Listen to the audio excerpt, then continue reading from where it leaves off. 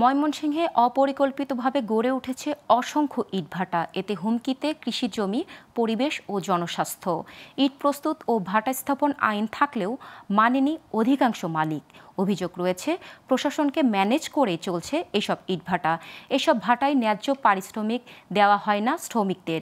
এদিকে পরিবেশ অধিদপ্তর বলছে অবৈধ ইটভাটার বিরুদ্ধে নিয়মিত চলছে অভিযান। ময়মনসিংহ থেকে রিপন গোয়ালা অভির তথ্য ও চিত্রে ডেস্ক রিপোর্ট।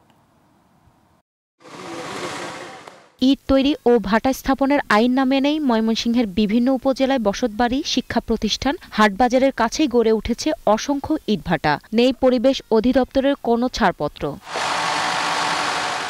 অভিযোগ রয়েছে প্রশাসনের অসৎ কর্মকর্তাদের যোগ সাজশে চলছে এসব ইটভাটা। আর বন উজাড় করে কাঠ ব্যবহার করা হচ্ছে ইট পোড়াতে। কৃষকরাও বাধ্য হয়ে ফসলি জমির মাটি বিক্রি করছে ভাটায়। এতে কমছে ফসল উৎপাদন। এছাড়া ন্যায্য মজুরিও পাচ্ছে না ভাটার শ্রমিকরা। আমার জমিটা হয়েছে টিলা, এটার মধ্যে আমি পানি রাখতে পারি না। এর কারণে সমস্যার কারণে আমি মাটিটা বিক্রি করতে বাধ্য হয়েছি। টমেটো গাছ, বেগুন গাছ এগুলো আকারে ঝরে যায় এর মতো, পাতা একদম টুন্ডা টুন্ডা হয়ে যায়।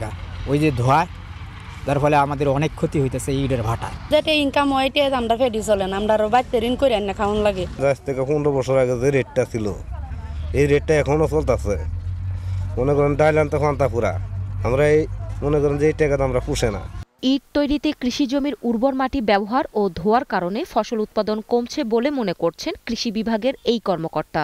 ইটভাটা থেকে যে ধোঁয়াটা বের হয় এটা আসলে পরিবেশের জন্য অনেক ক্ষতিকর এবং আমাদের ফসল উৎপাদনের ক্ষেত্রে অনেক ক্ষতিকর।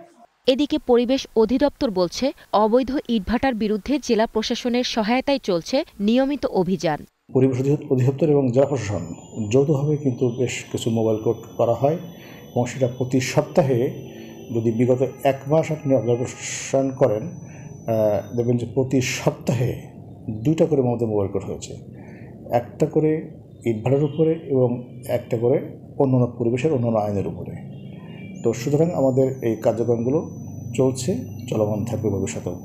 ময়মনসিংহে 286টি ইটভাটার মধ্যে ছাড়পত্র নেই 253টি ইটভাটার। তাই অবৈধ ইটভাটা বন্ধে কার্যকর পদক্ষেপের দাবি ময়মনসিংহবাসীর। Global television news desk.